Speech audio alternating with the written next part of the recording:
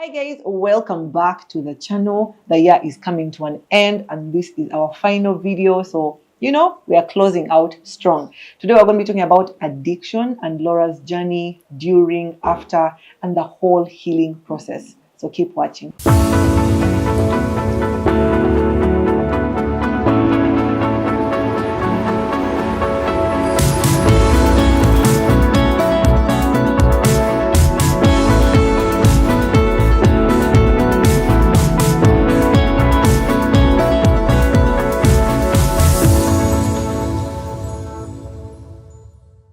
Welcome, Laura, to the channel. Welcome back. So good to have you again. Thank you, thank you. Yeah, just introduce yourself. Not everyone watches every video. So I want to make sure that every time, they get to know who you are. Okay. My name is Laura. Yeah. And I am the managing director of Travel Neza. It's a leading holidays company. And then Acacia Group Hotels that has 3 hotels under it, a Safari Lodge and 2 business hotels, both out of town. I mean, all 3 out of town. Yeah. And a mother to an amazing son. Yeah. We'll say that for now. Yeah. All right. So good to have you back. So today we want to just have a conversation with you on addiction. Yeah. And I know it's a sensitive topic. Yeah. It's not talked about a lot, especially with women, Yeah. So I know this video is going to bring healing for so many people. So just let us know, how was your journey? My journey. Wow. I am 40 years old now. So it's been a 20-year journey. Wow. I had my first drink when I was in university in South Africa. And I remember, for a long time, I was like the only friend, the only person usually in the groups that I hang out with that wasn't drinking. I was always so afraid of, not being in control and what,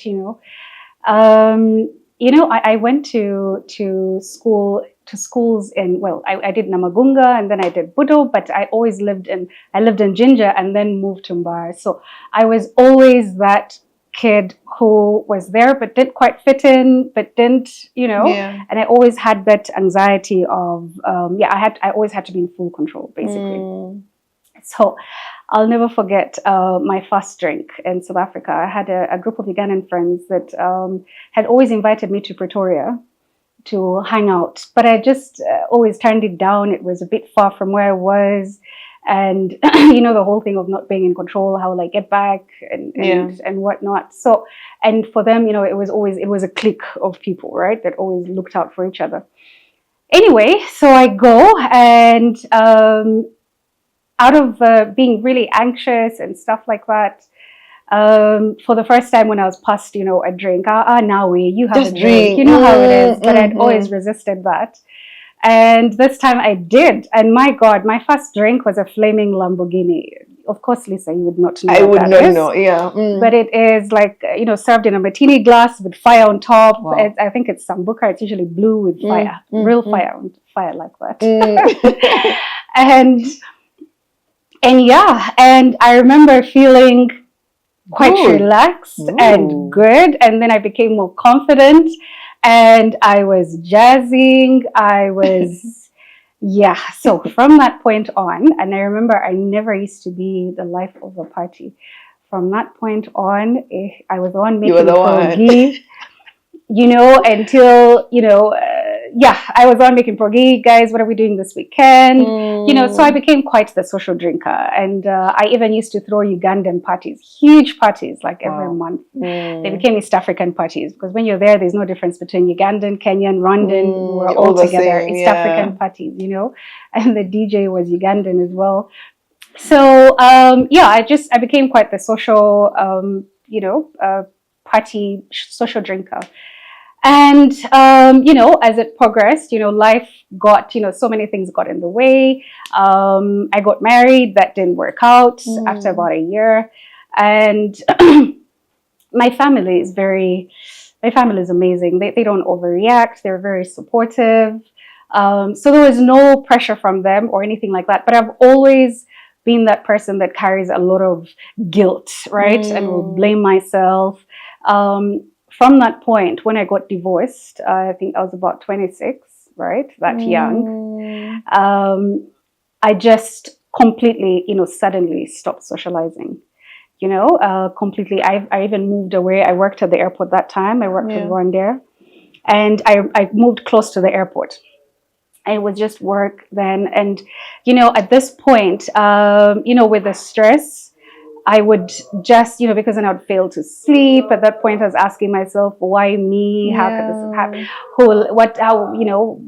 I grew up in a home with two loving parents, and and I had actually, at that point, I remember thinking, I really didn't know any divorced people. Yeah. Like in my world, I really didn't know any divorced people. And I remember people didn't talk openly about that stuff then. And, so it just felt like, my God, I used to come home, I used to come back to Uganda about twice a year, sometimes more. And then I just stopped, Anyway, it was just chaotic then. I eventually moved back because then life in South Africa just got so lonely, and I just wanted to move back. So I did. And, when I came back that first year, 2011, my God, because of being so anxious about people talking about me, a lot of it, maybe I imagined, but it's how I felt, now I was that divorced chick, and etc, right? So I made so many mistakes that year. That is also the year that I conceived, with my son, in a relationship that I wasn't quite, So all that added even more to the, and all this, I was drinking, right? So now in the time, even before I left South Africa, it was, I was now drinking alone, where I would drink to sleep, to be able to sleep easier. Sleeping, Yes, and yet I used to be a social person. Like I never even ever had drinks in the house. If I did, it was because there were leftover from a previous party or people carrying bottles. And then now back in Kampala, it was I drank to be able to feel less anxious, right? To go out. I remember I always had to stop somewhere, get a drink, or go straight to the bar, get shots before even going to say hi to people, right? Wow. Because I would never have the courage to do so. Anyway, so, self-esteem, anxiety issues, but on the outside, it never even looked like that. I was that person who had moved back home and everything was okay. Got a job with the Qatar Airways, and which I eventually had to leave because my pregnancy was quite difficult. And even when my son was born, I had a lot of postpartum depression. Like completely bonding with him was quite hard. But my mom was there throughout. And of course, in this point, I'm not drinking. But my emotional state, everything was just so horrible, I left my job. When Shema was about a year old, I went away, to do my master's. I did that, finished, came back. But, now when I got back, right, and plugged back in, it was still that thing, I kept drinking. And, the drinking wasn't that bad then, right? Okay, yes, there were those moments when I'd get really high and stuff like that. But at that age, so many people were doing that as well, right? We're doing the same. There were those moments when I'd be like, but, I'm drinking a bit more than other people. And especially now, it was, I could not go for, let's say, even a wedding or whatever function without first drinking, because I was always too self-conscious. I've always been very self-conscious about my body, what people are saying. Of course, at this point, I've had, relationships, you break up. And then for me, a breakup becomes way more than that. It becomes, now, I'm just all those intense feelings of rejection, right? And for me, my coping mechanism was drinking. So with every breakup, with everything that kept happening in life, I was drinking more and more, right? And then, I moved back to Uganda. This was, after my master's, I went to work in Rwanda for a bit, moved back to Uganda, and And then my son came to join me, came to live with me again.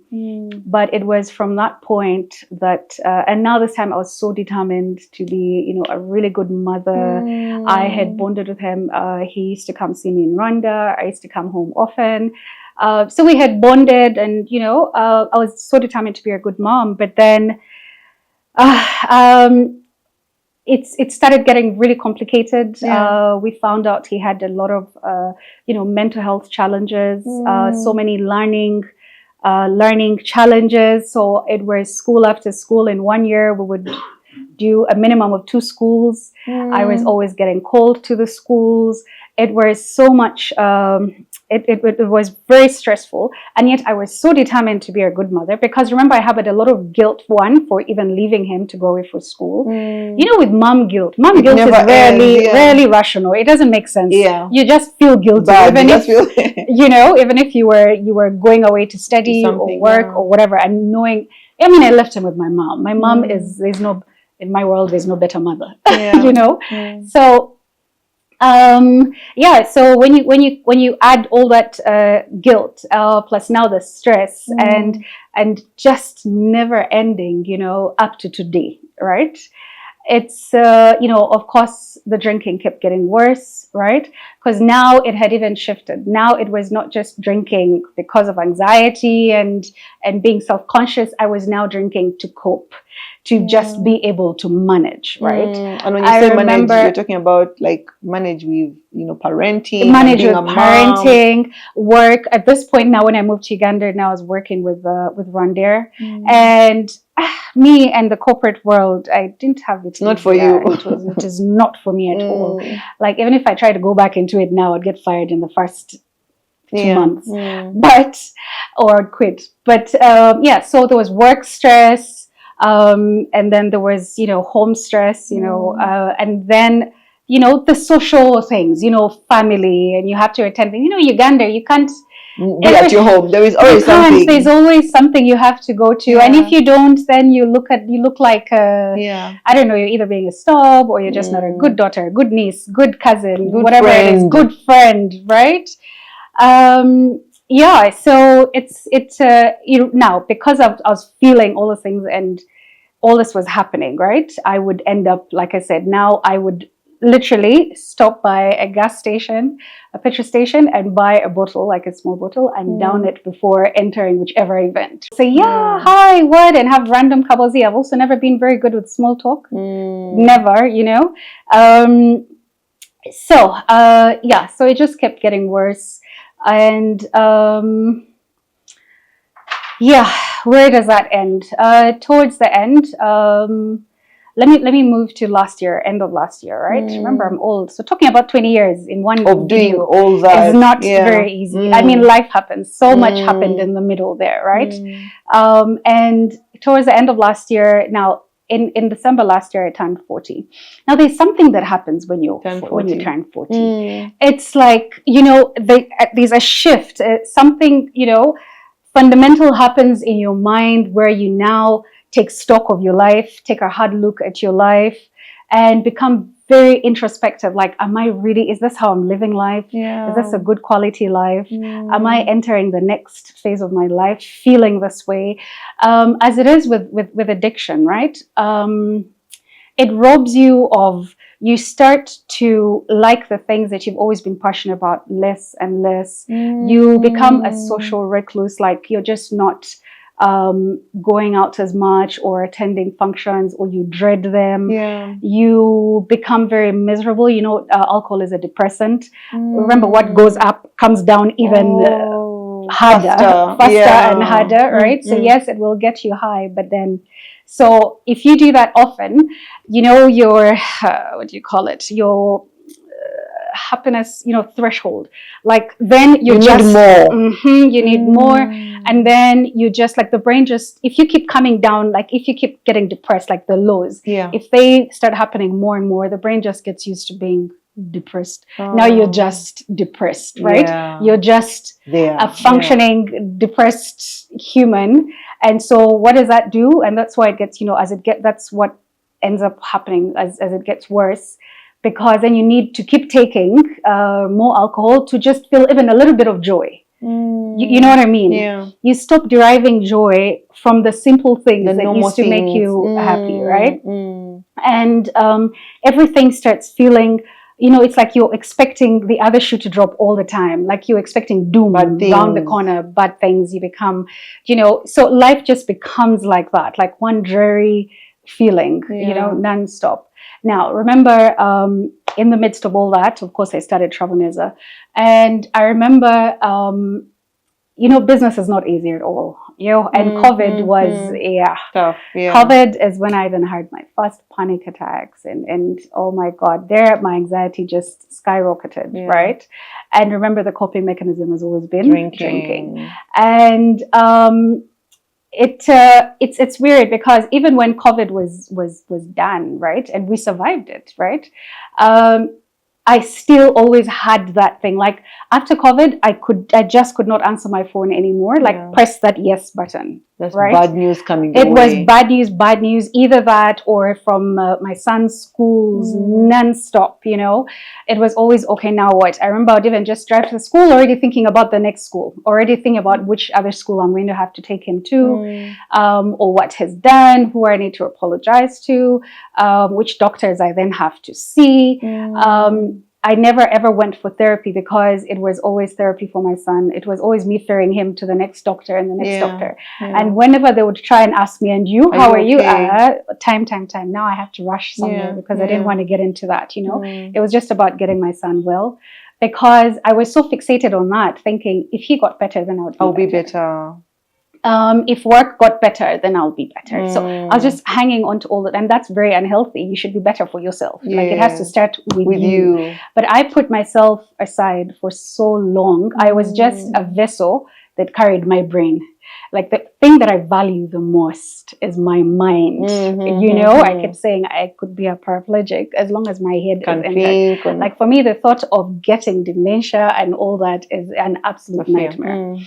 So towards the end of last year, now the drinking had gotten worse, because now I was sitting by myself in most cases, having a drink, and my tolerance had actually gotten higher. Like now I was drinking a lot more to be able to get high. And then it came down, now I had reached a point where even just one drink would get me really high. Like I would end up having blackouts, right? Wow. By blackout, I don't mean blacking out. Yeah, but like you zone out. I mean like zoning out, like we would call it autopilot sometimes. Like I could have a conversation like this with you and not even remember that I saw you last night. Wow. Yeah. And sometimes I'd get calls the next day of, yesterday. Yeah, remember that meeting we're supposed to have on Thursday? I've sent you the documents. And I'm thinking, what documents, what meeting? Yeah. So a lot of that started to happen towards the end of last year. And I made a decision that I had to hire a CEO for Travaneza, handover, like just start to distance myself from it as I got better or worked on myself. I have always loved Travaneza, valued it very much. And we have built quite a community. I didn't want to jeopardize it in any way. Yeah. So I decided to hire a CEO, and I decided to hire someone who knew me quite well, but who knew the industry quite well, had worked with us previously and left during COVID. So brought him back in and actually handed over for 2 full months with him every day, handing over. And I used to tell him, act like I'm not here, act like I'm not here, I'm going away. At this point, I had also started to become very forgetful. Like I would forget my keys. I would forget my phone at home and have to drive back. I would, it was so much, right? Yeah. I could tell that something was changing, that something was changing mentally, like something was changing with my mind. And remember, that's my biggest nightmare, right? Yeah. But prior to that, with drinking like this, obviously brings a lot of conflict with family. Now, I'm very close to my family, so conflict with family has always really bothered me. Yeah. Because, of course, they had started to notice that I was drinking more, and they were not happy about it. They didn't know how to help me, but they would talk about it, but at the same time didn't want to upset me. Yeah. So it would come in a very subtle way, or sometimes more direct. And then I would say, no, I also realize it. I'm going to get better, or I'd get defensive, because at that point I also thought, Asha, I can stop can it. manage. You know, I can manage it. Yeah. Then I would, because I used to love cocktails. So then I would say, okay, let me try wine. Surely, who gets drunk on wine? You know. Then I do wine, and I will do the whole 3 bottles of wine. Oh. Because I needed 3 bottles to get that effect of the cocktail, right? Or 2 bottles, and eventually be like, you know what, to hell, I tried the wine, it didn't work, and then I'd throw in some shots. Yeah. Basically, I would try different things. So that's what I mean. It's been a 20-year journey of trying different things, of realizing that yes, there's a problem, but being in denial. Because I've always thought of myself as a very, not a dumb person, and a very resourceful person. Very in control. Yes, very in control, and I can figure things out. So how can this thing beat me like this, right? Yeah. And and I always knew that what happens, what happens to people who can't control their drinking? You either end up in Butavika or what, and that cannot be me. Can't. Right? It's like how? Impossible. So that denial was real. But towards the end of last year, it started to become really, real to me, because I started to see how it also affected my son. Children are very observant, even when we don't realize it, when we don't notice it. Yeah. They observe a lot of things, so he would notice that I would be either really tired after a long night, like where I sleep really long. So for example, if I would be going out in the evening, he would start to ask questions like, Mom, remember we're going to do this, let's say in the morning, and now I can see that you're going to be tired the whole morning. Yeah. Or one really significant, one of my last straws was I had a friend of mine. I never ever kept alcohol at home. A friend of mine came to visit and brought a bottle, right? And it was downstairs, so I kept it. I kept it in, a wardrobe where I keep my bags, my handbags. And I remember I went to check, and it had gone, right? It wasn't there. So I asked the house help, where did this bottle go? And then she said, Shema got the bottle and poured everything down the sink. So you can imagine. And he had never talked to me about it directly, Also, a terrible habit that I had adopted. Remember that I had to, especially, it reaches a point where even what shouldn't be that stressful had become stressful, because I was just always expecting it to be stressful. Like I was just in one long crisis mode, right? Yeah.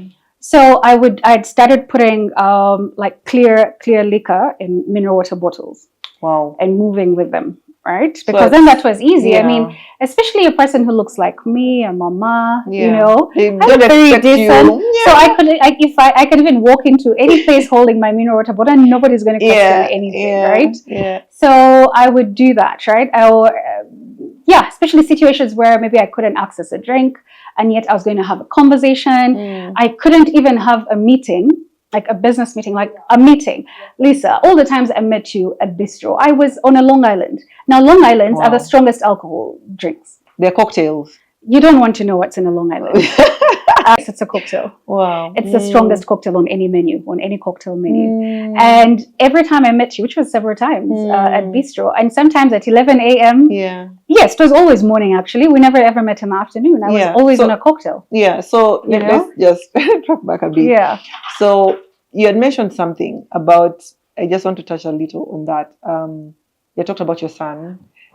You've not yet made it clear what was going on with him, because I know it may have affected you as well, in terms of, because there's so many moms out there who, parents out there who are just dealing with that kind of situation. And you mentioned he was in and out of school. So what was the challenge there? Because that helps us understand how you're juggling all this. Yeah. Was diagnosed with something that we call precocious puberty. Now, what precocious puberty is, so we found that he had a benign tumor sitting on his, what is it called? Hypothalamus, right? And the hypothalamus is in charge of releasing testosterone and etc. So he was growing way faster than his age. And yeah, that can sound like it's not so bad, but it's not just height. It's not the height that increases. Yeah. Everything else in the body is growing, and that obviously becomes quite disastrous. But it also leads to a lot of chaos in the mind, right? Which also, we believe, sparked, ADHD, and several learning challenges, Yeah. right? So he was not. So Shema right now is like he is in year 8. He is 12, but has the learning ability of a 7-year-old. Right? So for a long time, he's been in schools with a shadow teacher. He has to have his own personal teacher who will help him follow up. But because of the schools that we've taken him to, inclusive schools, they've managed to keep him in the same class as his age mates. You know, so that was one challenge. But then there was the ADHD. ADHD just you can't sit in one place. You can't. You see, ADHD. The what do you call it? Being too active, right? Being too active and you know, being chaotic. You're all over the place. You're very distracted. It's not the surface. It's not the surface stuff that you see that someone just can't sit in one place. But it's also several thoughts bouncing back and forth in the mind. It's not being able to even listen to someone for longer than a second. You can't concentrate. You can't concentrate. So obviously that means that learning becomes really hard. But Shema's was even deeper than that. You know, just you know, learning challenges. Very complicated. Up to now, we're still do several tests and you know, keep trying to figure things out. So I mean, as of now, I think we've been to about 8 schools. You know. It's been quite challenging, and you know, during COVID, we actually had to take him to a school in Kenya. So, and you imagine how many times the admins would call me, you know, and how many times I had to fly to Nairobi quite urgently. It was and did that, of course, add on to, you know, this whole addiction thing and drinking to kind of either suppress? Yes, a lot. Oh my God. A lot. I was drinking throughout. I was drinking. I would be drinking in the car. I would be drinking and, you know, obviously trying to hide it, right? Speaking of last straws also, once we were going to the cinema, and I had a mineral water bottle there, you know, in the car. I was driving with Shema. And he said he was thirsty and was just about to pick up the bottle. And then he said, is this mommy water or can I drink it? He had noticed. I remember I froze throughout that movie. I was not concentrating. He had noticed. And that means that he must have found one of them and opened and smelt it. Or worse, maybe, you know, tasted and drank it, you know. So it, and yet I used to try so hard for Shema not to, you know, because, you know, he's already going through so much. So imagine having to add that. So those were one of my lowest moments. So December, when I was turning 40, I remember for the first time, I didn't want a party. I've always thrown a party for my birthday. And this time I just wanted to get away. But my close friends who are so used to being with me on my birthday, they're like, no, we have to do something. So we ended up going to a quiet lodge, which was Wild Waters. But the whole time, I don't know if they noticed, the whole time I was extremely pensive. I just knew that I could not continue like that. I didn't necessarily have any solutions. I just knew that I could not continue. I knew that at that point, I knew that I could not continue being Shema's mom like that. I could not continue running the companies like that, like I was doing.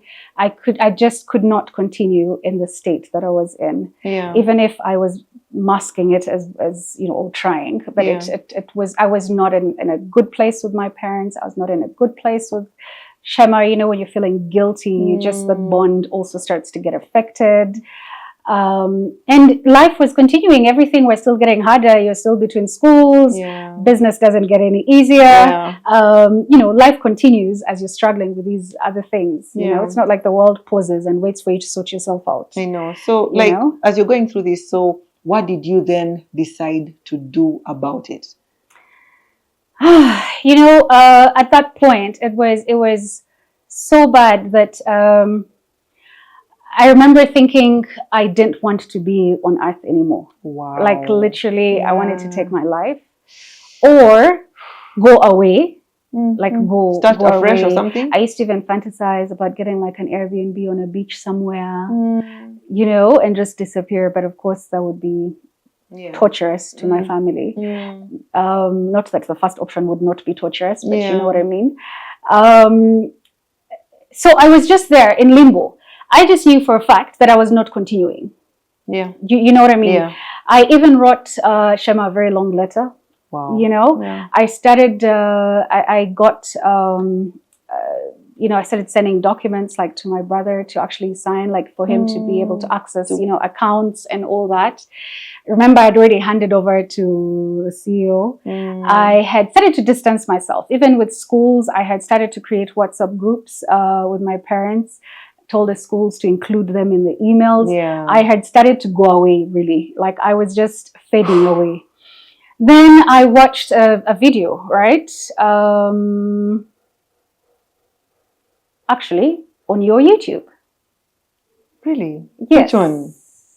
Yes. You hosted Ray and Kathy. Yes. Right? So in his story, he talked about how he had to go to the UK and how he had to go to rehab and all that, right? Yes. And I've known Ray for a long time. And he's one of those people whose opinions I can trust and who I could, I thought I could open up to. I hadn't talked to him for a while, but we used to be friends. So I called him. Wow. And actually, I was so shocked that he was available. I think I was half hoping he wasn't. Don't pick this call. Don't pick this call. And then the person answers on like the second ring.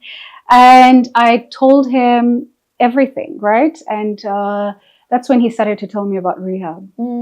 I said, what? Rehab? What, like Putavika, Yeah. And he started telling me about options and telling me how his experience was. I called him to ask about his. Like, you went to rehab? Like, how was it? And it helped. And, because I had listened to his story and he actually told me he has even in more detail. But still, even after the call, I was like, how? Me? How do I, like, the thoughts, like, I could not even form a single sentence of that. But, so I just continued. I remained in that limbo now for another month as I was still handing over. But my son was coming back for holidays in like a month. And I just knew that by that time I had to have gone. Gone where? I don't know. Right? And this one time I remember I had just finished the last day of my handover, right? With Lam, the CEO. And he walked away and I remember sitting thinking, oh shit. Now this is it. This is done. I had pretty much handed over everything, right? Even the accountant, I told him, bye, I'm going. Anything urgent you need, signature. Or my brother, and then I'm still sitting there by myself. A bunch of guys come, and I was so excited about the distraction, right?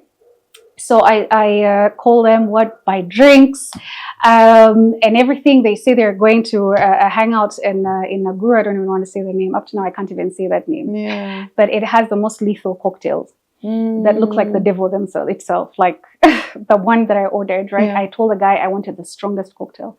And it had fire in its eyes. The mouth was like over an evil clown. And steam was coming out of the ears, right? And then I went to the bathroom, right? And looked at myself in the mirror. And Lisa, never in my life have I ever left home without earrings, in my adult life, ever. Like, I'm one of those people when visitors come home, I first rush to put on earrings. Yeah, like your thing. I feel naked. It is my thing. That day I was not wearing earrings. I looked in the mirror, I was not wearing earrings. Guys, I was the biggest I'd ever been. I'd reached 100 kgs, right? I was the biggest I didn't have a neck. Yes, my neck is still chubby. But then I really didn't have those. It came from my chin to my shoulders. Lisa, the other day I looked at the video we did in Jan and oh my goodness. Yeah, you're like, no. Yeah. Anyway, I can't believe all that was this year. It's been long. So, I looked at myself. I wasn't wearing earrings. I looked into my eyes and I couldn't see myself anymore. Yeah. Like truly, I can't explain that. Like, this is not Laura. I just went back, put down the toilet seat, sat on it and called my brother and said, I need to go to rehab. I said, you know me really well. He knew that I had talked to Ray, but I just told him about it in a conversation in passing. And I said, I don't know how you're going to do it. I want something that will be more private. I want to be able to have my own room, and I want to be able to be allowed to have to call Shema once a week, and then I told him we shall discuss what to tell Shema. Yeah. Yeah. And then the relief that washed over me, I remember I went home and packed as if I was going to the Maldives. I packed so happily. I packed my workout clothes. My mom had given me a Bible and, all these all those books, right? That of course had been collecting dust in the corner.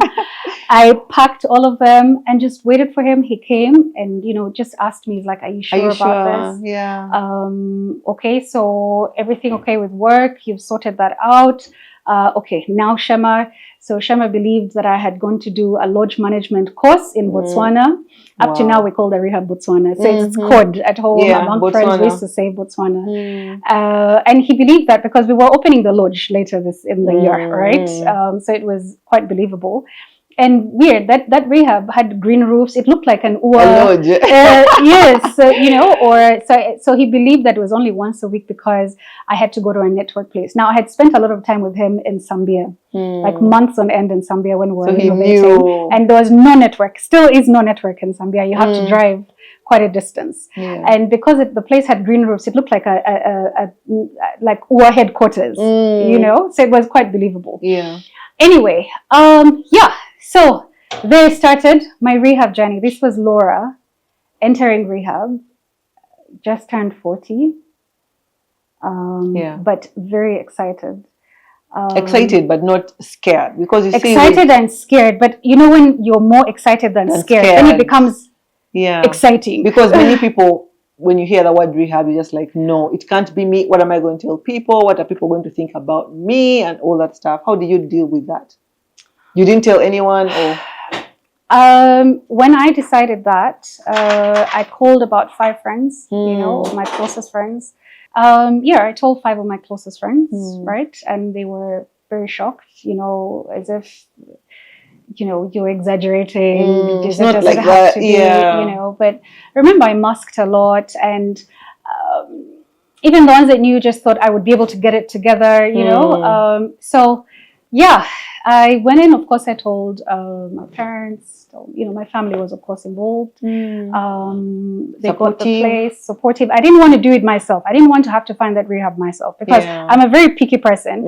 Listen, even just the way the person would have answered, hello, and I don't know why. Like, no. And then maybe I started asking certain questions and they answered in a certain way. I'd have been like, yep, cancel. That one next. I'd have finished all the options. That process would have taken another 2 weeks, and then I would probably have convinced myself, or I didn't want to end up in Nairobi. Even now the word Nairobi is just, because of the schools and everything. I didn't want to end up there, and that is why I needed to make that decision very quickly and be okay with whatever I was going to find. So I'm a very adaptable person. Like if I decide to do something, I will do it. So I knew, of course, that I decided not to worry about who I was going to find there, how people would know, how people would see me. I mean, clearly I'm sitting here talking about it. No, I just decided if I was going to do this, get better, I had to choose me. If I had to get better for Shema, get better for myself, get better for my family, for my work, then I had to do this, and I had to ignore all those things. They were just not in my control. What was in my control was me getting better. And that's really it's so powerful that for you realize it yourself. Many people they're being dragged and taken, and they're not realizing it, and that's what addiction does. So just tell us about rehab. What is it like I'm sure we all want to know, like, how is it? My God, it felt so surreal in that first week. Imagine your phone being taken away, your laptop, everything. Checked into this very tiny room, but luckily it was self-contained. Very clean, very nice. I actually, you won't believe how much I loved that room. Even I still think about it even now. Like the sleep I slept in that room. No distractions. No distractions. Remember, at this point, I hated my phone completely. By the way, up to now, I hate my phone. And so how was rehab? So the room part, and then now the next day realizing that there was group therapy. Please not. I went into rehab, never having Googled one. Never having known what happens in rehab. Nothing. right? I just knew I was going somewhere to learn how to stop drinking, to figure out how to stop drinking. Yeah. So if they were going to tell me I had to jump backwards 25 times, You are ready. or I had to take this medicine and recite I don't know what, I was ready. I was as open-minded, honest, and willing to do whatever it took. So I remember the next day there was a group group session, as we used to call them, a group class, and sitting there, and I'm asking, so what is there what do you call it, a curriculum where there's like agenda, No, nobody knew. At this point I'm looking around me, looking at people. They're mostly guys, fewer ladies. So they start asking me, so what's your DOC? DOC, what is DOC? That's drug of choice. I'm like, no, I don't do drugs. They're like, yeah, alcohol is a drug. I'm like, oh, okay. Alcohol. Well, then mine is alcohol. So what is yours? Yeah, I learned so many things in that rehab. So many things. Wow. And many of them would be like, but why are you here? You look wow. First of all, many people reach the rehab stage when they are malnourished. Like they've only been surviving on alcohol. Now me, I reached there with a very opposite problem. I was so overweight. Not healthy. Overweight. And I even had to organize for special meals because a lot of the food there is like a fattening diet for people to become. Now, if I had eaten that, I would not have been able to fit in any car leaving that rehab, So, but yeah, so it was group sessions. Everyone was really friendly. The counselors, for the first time, I submitted myself to therapy. Of what is it you want to know? Where do I start? I'm ready. Ask me anything. I poured everything out. So we had private sessions with counselors. I had about 2 to 3 times a week, but they would also give you a lot of stuff to work on. So it was, then we would have AA sessions in the afternoon. Now an AA session is when you get together, read the 12 steps of Alcoholics Anonymous. Imagine for the first time. Now everyone has to introduce themselves, like in the movies. I'd only seen that stuff in the movies where they sit in a circle. Hi, my name is Laura and I'm an alcoholic. The first time I said those words. What's that called? Is acceptance. It was. I remember being numb for like a full 1 hour. Please note, I'd never even Googled the word alcoholic. I had never. It was like my brain, and that's what addiction does. Like it completely deludes you. Like everyone around you will know that you're an alcoholic or you have a drinking problem, except you. You will always believe it's not that bad. You see, the mind has to trick you. The mind of an addict, right? The addicted mind will keep tricking you into thinking it's not that bad, right? So, I mean, I watched so many people in denial, and yet I watched them come in completely finished, right? But they would be in denial throughout. And people like that end up going back again and again, But anyway, so a lot of group therapy. But at least I actually really enjoyed it. It was it was the most calm, quiet, and transformative time of my life. I got to pray. I learned how to pray. Because it was just. I learned how to pray. I needed the faith. I needed the hope. I needed to believe in a higher power. I worked out. I organized for, aerobics. I worked out. I left that place after 3 months when I had lost 15 kgs and with a renewed mind. I had gotten used to therapy, which is one of the best things that has happened to me.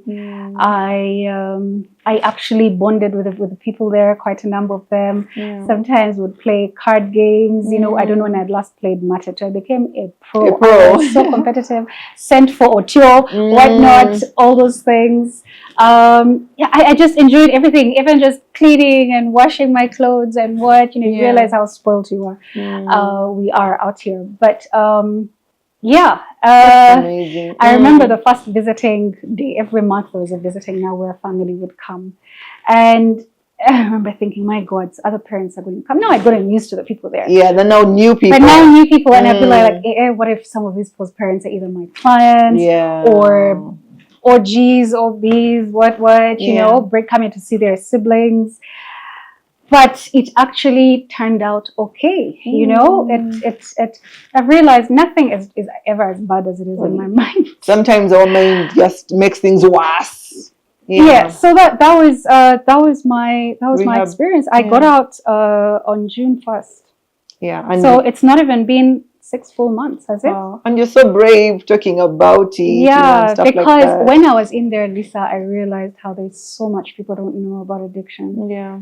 Like way too much. And there are so many myths about around addiction, Yeah. Especially, about women and stuff like that. What are some of those things that you want to share with us to let us know more? Yeah. Yeah. Well, that addiction can happen to anyone, right? Mm. Most people, when they hear the word alcoholic, right?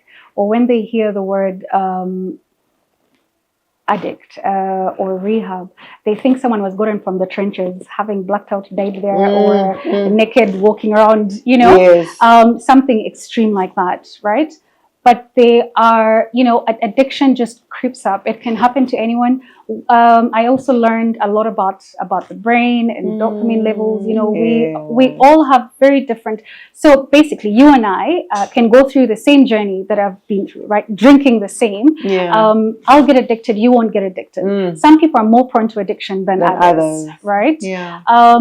And to look at it, even in rehab, it's looked at in treatment centers. It's looked at as a mental health condition, as a disease, right? Oh. It is more of a disease than a moral issue. Yeah. And when you look at it like that, then it makes you judge people less. It makes you, just so people fear to just sit here like me and say, my name is Laura and I'm an alcoholic, because then automatically you think I'm reckless, irresponsible, irresponsible. I don't care about anyone in my life. I am, but that really isn't the truth. Of course, now walking this journey through the AA circles and stuff like that, I've met so many people that are just like me, that were living normal lives, that are mothers. Yeah. But that got me thinking, especially I got really sad. In the center, all the women that I watched coming in were going through psychosis. Now, psychosis is how would I describe it?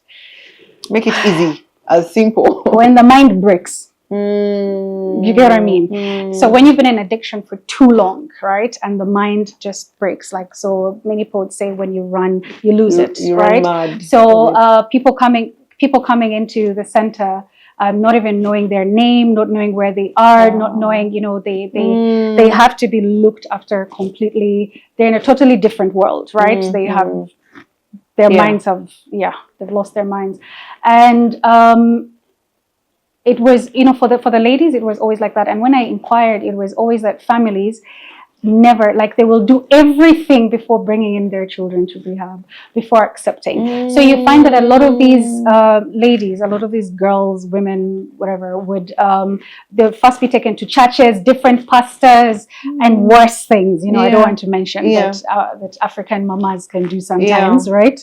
And they're only brought into rehab as a last resort, right? Or some people are just cast out. Those are people who you hear got lost in the ghetto, got what, because a family, you can imagine, many families can't. Our name, you're spoiling our name. How can they hear? How can they hear that, we raised this girl, and now she's turned out to be an alcoholic, I am very lucky that I have very open-minded, very parents, exposed, very loving parents, and that it really has gotten me through so much. Not just parents, family, a very caring brother who's helped me a lot. They've helped me look up to Shema during this time. But it's so, what I was talking about women is one of the reasons why I wanted to do this, because I kept thinking, now, imagine if I were married, I imagine this husband saying, what do I tell the in-laws? What do I tell the children? Or a mom wondering, what do I do with my children? But I just want to say to that mom, the good thing with us Africans is always an auntie, a friend, someone that can help. 3 months may seem like a long time, but it really isn't. And maybe you don't even have to go in for that. Some people can just go for outpatient. You can see a counselor and maybe get plugged into the AA circles, and you can start going for meetings. You can start doing counseling. You don't have to. It doesn't always lead to rehab, right? But at least seek help. Know that there's an option. I did it. I didn't die. But I like I even came out much better than I have ever been. These have been the best months time, of my life.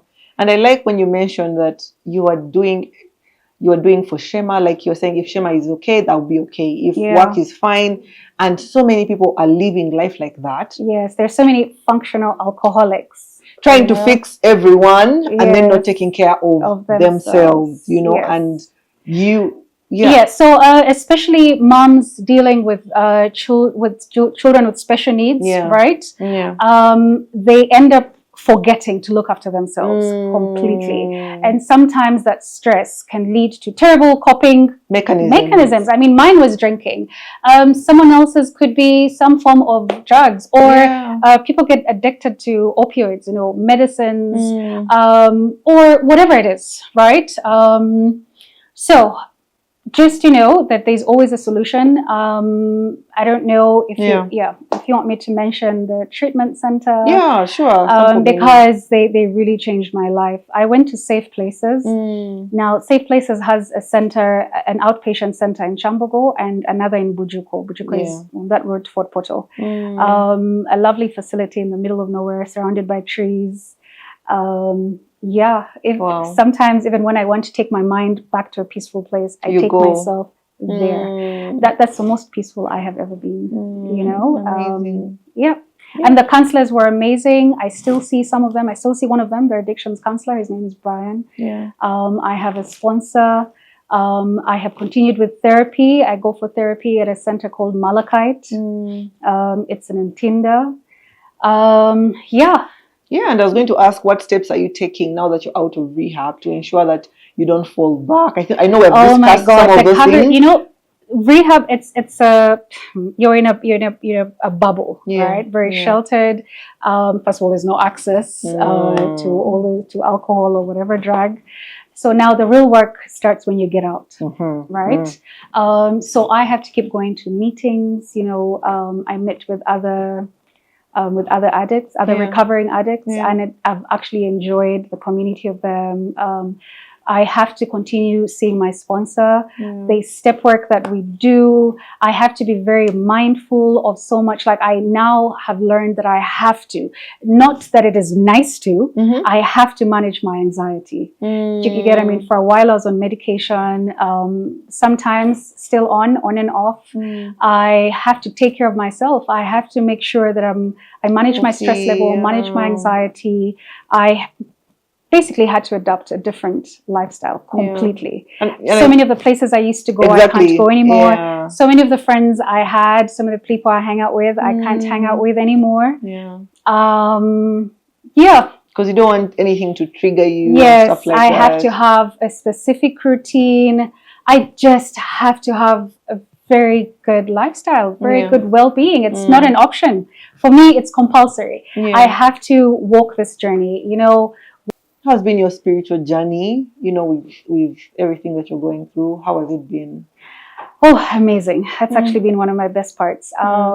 It's I don't know how I was living before, truly. The last couple of months, I've been asking myself that question. I truly was bulldozing my way through life. I was sleepwalking my way through life. I was just a human being reacting to life. Situations. I was reacting to situations, and there was so much to react to, to an extent where I even create the things to react to. You're just always looking for chaos. And now with spirituality and everything else that I'm doing, the meditation, better sleep, working out. I work out a lot. If I don't accept that I'm an alcoholic, then that's where problems will come. It means I'll keep throwing myself in situations which could trigger. Exactly. See, I now know my triggers. Yes, self-awareness comes with a lot of acceptance of who I am. And I don't look at it as a disability or something negative, because I even look at it as, if my journey had not ended up in Bujuko, in Safe Places, I would not be living this well. I am so happy right now. I am so peaceful. I feel good about myself. I look good. I'm a much better person, And my businesses are doing well, I delegate a lot better. I used to do everything myself. And surely that's not how to run business. You won't be able to grow that way. You won't be able to expand as an entrepreneur. So I'm a much better entrepreneur now. I'm doing a lot more now. I'm taking it slower, but actually I'm way more productive. Taking care of yourself, and things are just working out. Yes. Yeah. So I'm no longer just reacting to situations. I'm more in control of my emotions, my feelings, because it doesn't mean that bad things have stopped happening. It just means you're learning how to cope and to I had avoided going for functions. The other day I went for one, and I walked in completely sober, sat, and I actually even had to go on stage and say a few words. Even after I had told them that I didn't want to, and I think they thought I was just being shy. Joking. But I did it, came back and sat, and I was like, I didn't die. You should gift yourself for that. It felt so good. So I'm doing so many things now that I was not able to do before sober. And I'm just, Amazing. So what advice would you give a mom dealing with, the anxiety, the stress, the frustration with, raising a child who has some special needs, and also someone dealing with addiction? It may not be alcohol, but generally addiction. What few things would you say to them? Get help before it gets bad. I will always be grateful for the fact that I got help before it got really bad. Of course, when I went to rehab, I saw what really bad looked like. In my world, that was bad, and I'm glad I didn't go beyond that. But also to families to be patient, to understand that it is a disease, it is a mental illness. When it reaches a certain stage, the addicts just can't help themselves. They need help. It is impossible to stop on their own. I had gotten to that stage where I had to drink to do everything, even when I knew that it was wrong, even when I hated myself so much. So to be patient and to love, I keep saying, my mom's love and prayers carried me to that point. Like, my family has loved me through everything. Yes, been upset, but they still loved me, and because of that, I had hope. I knew I was coming back to a home. I was coming back to people that loved me. So to be patient, and for people to know that there's a way. Out. There's a way out. I have seen so many people that have been 10 years sober. That's why I like going to these meetings and hearing how they've rebuilt their lives. It's been amazing. So to know that there's a way out. I know there are so many people out there who think this is it. This is just my life. This is who I am, and and for the so-called functional alcoholics out there, to start to really ask yourselves if you're really functional. I thought I was a functional alcoholic, but was I really functional? I had stopped doing a lot of the things. I was not looking after myself really well. I had stopped communicating really well. I was not producing at the level I should have. By that I mean work-wise. I was not as productive. So to ask ourselves if we are truly functional, right? To the level that we're meant to, are we living up to our fullest potential? And to know that you can always get your life back on track. And people will still love you, and they'll forgive you, and you will forgive yourself, and you will be able to pick up the pieces, and that there's a lot of support. And for especially women or young women out there, they can reach out to me. I'll be very happy to speak to them, or parents who want to, I don't know, maybe just ask what they can do. Remember that I actually got help. I ended up in rehab in Bujuko because of a video I watched on your channel, and because someone actually spoke about it. Suppose he hadn't talked about it. My world, I think it's so protected. I don't know. I didn't even know anyone in my world who had been, like, all my close friends who had been to rehab and had come out.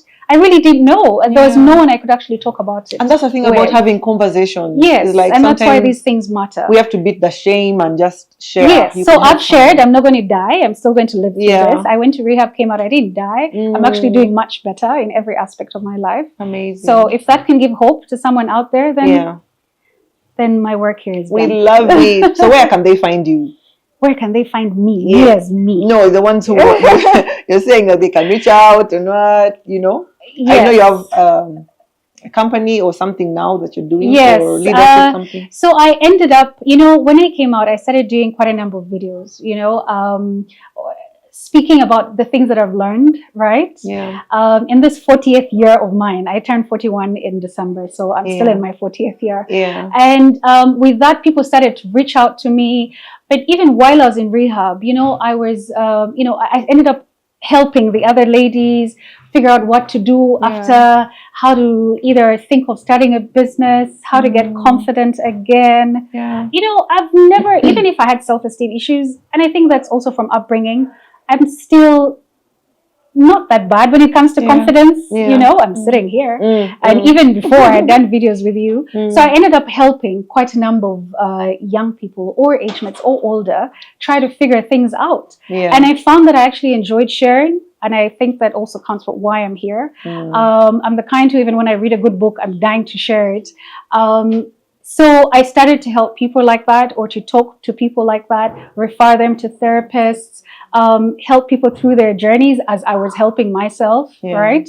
And they always say the best way to learn something, the best way to really master something is to teach it, to help someone else. The best way to really find happiness, long-lasting happiness, is to make someone else happy, help someone else, and then it will actually stay with you, and that is actually the AA principle, you have to help the other alcoholic to be able to maintain this. So I opened up a consultancy firm. I call it Tuza. Tuza in my language means calmness. Calmness, peace, mindfulness, as I like to call it, serenity, which is where I am now. And we're online. I will put a contact number in the messaging. But so that's how I ended up opening that. So Tuza Coaching Boutique, because it will always be intimate. I'm not going to be one of these like a trainer or what. No, it will just be to guide, especially women. Actually, only women. I can't relate to a man's journey. So only women through their journeys, through this transformation. This year has been a year of transformation for me. Complete transformation. So with transformation comes learning emotional resilience, how to build it, how to build back your self-esteem after all this, and how to find the courage and maintain it. Amazing, amazing. I think I've learned quite a bit of things, but one of the things that has really come out is not to be judgmental, and people are dealing through, they're going through so much. So be gracious, be kinder to people, and be supportive as well. And if you're a family out there, don't shun your people, or don't, take them for care. And I think therapy is okay. I think we need to normalize therapy, because we are getting lots of healing through that, and God also works through that. So, we shouldn't shy away from that. Wow, what a conversation. Thank you so much, Laura. Thanks for giving me this platform to talk about it. God. And it had to be you, because I'm very comfortable with you. I know you. I don't think I would have had the courage to do it with anyone else, right? So I was like, if I'm going to talk about it publicly for the first time, then it has to be here. Wow, thank you so much. I'm so honored. I pray that this will bring healing to some people. They will seek help, and they will also realize that, hey, something is really wrong. So I hope this has been amazing. Let us know in the comment section, what are your thoughts? Do you have someone struggling? How can you help them? How can you support them? We are always here for one another. My name is Lisa Kusima, and I'm here to inspire.